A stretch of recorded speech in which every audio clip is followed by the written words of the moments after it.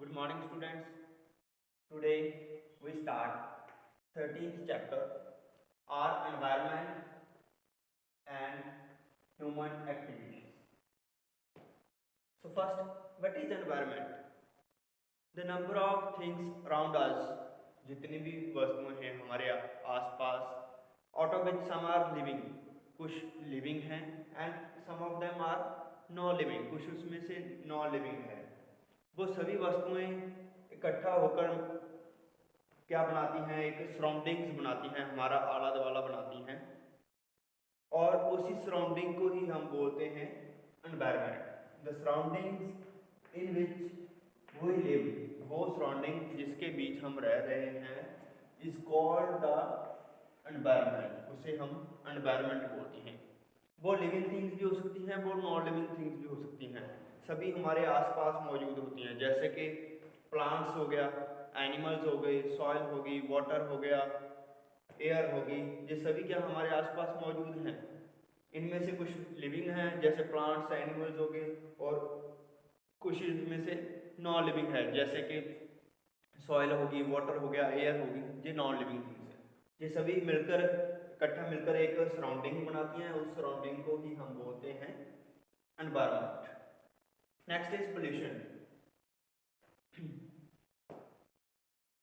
The harmful changes brought in the environment, जो harmful हैं, हमारे लिए नुकसानदायक हैं, ब्रॉड चेंजेस, जो बदलाव आ रहे हैं जो हमारे लिए नुकसानदायक हैं, हमें नुकसान पहुंचाते हैं, इन द एनवायरनमेंट, एनवायरनमेंट में, बाय किसके द्वारा आते हैं, ह्यूमन एक्टिविटीज के द्वारा, आर कॉल्ड पोल्यूशन। जो ह्यूमन एक्टिविटी के द्वारा जो एनवायरनमेंट में चेंजेस आते हैं और जो हमारे लिए नुकसानदायक हैं, हार्मफुल हैं, उसे हम बोलते हैं pollution. It is the contamination of air, water and land. किसमें ये तत्व शामिल होते हैं, कौन कौन से, किसमें पोल्यूशन क्रिएट होता है, एयर में, वाटर में और लैंड में। Okay, so first we will discuss one by one pollutions. Air pollution, mixing of harmful gases, mixing होना किसी भी हार्मफुल गैसेस का आपस में मिक्स हो जाना विद अदर पार्टिकल्स, किस दूसरे पार्टिकल के साथ, किसके पार्टिकल दूसरे, इन एयर, हवा में जो दूसरे पार्टिकल हैं उसके साथ हार्मफुल गैसेस का मिक्स हो जाना इज कॉल्ड एयर पोल्यूशन। उसे हम क्या बोलते हैं, एयर पोल्यूशन बोलते हैं। जैसे कि एयर पोल्यूशन के कॉजेस कौन कौन से हैं, स्मोक हो गया, स्मोक ऑफ व्हीकल्स, जो व्हीकल से धुआं निकलता है, एंड स्मोक ऑफ फैक्ट्रीज, ये सभी क्या है, एयर पोल्यूशन के कॉजेज हैं। और एयर पोल्यूशन का हमारे लाइफ पर क्या इफेक्ट पड़ता है, we not feel good in breathing, हमें क्या है, सांस लेने में दिक्कत आती है, ठीक है। और प्लांट्स जो ग्रो करते हैं उनकी ग्रोथ भी है जो स्लो पड़ जाती है, the growth of plants get slow down, उनकी प्लांट्स की ग्रोथ है जो एयर पोल्यूशन के कारण क्या है, डाउन पड़ जाती है, क्योंकि उसे हवा में से जो न्यूट्रिएंट्स लेने होते हैं उसे वो नहीं मिलते। Next is water pollution.